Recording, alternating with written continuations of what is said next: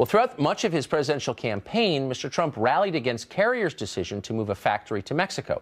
Back in June, even President Obama weighed in on this and mocked Trump for saying he could get Carrier to stay. We have the tape. Here it is.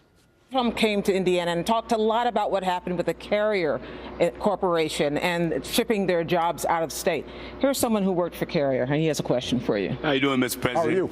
My name is Eric Cottenham, and I'm representing the Steelworkers Union, Local 1999, and I'm trying to find out what do we have left for as all of our jobs are leaving Indianapolis, right? And I see here you're doing a lot of things, but in Indianapolis, there's nothing there for us. I mean, what's next? I mean, what can we look forward to in the future as far as jobs, employment, whatever, because all of our jobs is left or in the process of leaving, sir. When somebody says, like the person you just mentioned, who I'm not going to advertise for, that he's going to bring all these jobs back, well, how exactly are you going to do that? What are you going to do? There's no answer to it. He just says, well, I'm going to negotiate a better deal. Well, how exactly are you going to negotiate that? What magic wand do you have? And usually the answer is he doesn't have an answer. He's obviously also promising a different corporate environment with lower corporate taxes, regulations, as we just talked about, being stripped back. The blue-collar billionaire thing, this is a 15-year employee from Carrier.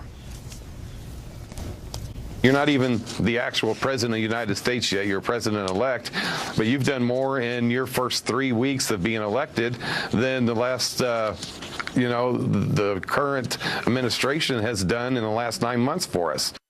Mr. Trump would have to make 804 more announcements just like that to equal the standard of jobs in the manufacturing sector that were created in this country under President Obama's watch. You know, I thought Josh Earnest was really looking somewhat pathetic, trying to pit his president against Trump. For all of what he said about Obama, Trump has done this while not even in office. So that's a big difference.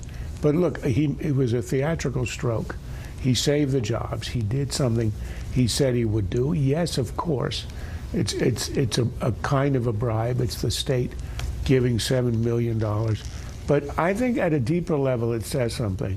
The Republicans and conservatives in general are going to have to understand that if they're going to deal with the inequities of trade, and trade overall is always a good thing, but that's overall. If they're going to deal with the losers, the people who lose their jobs and their status and everything, they're going to have to break some of the economic rules. Some of the economic shibboleths that they've been hanging on to. And if that means state subsidies, if that means either a direct subsidy for the worker or for the factory, it's going to have to be done. That's the only way they're going to hold on to the working class who supported Trump, and it would be the right thing to do.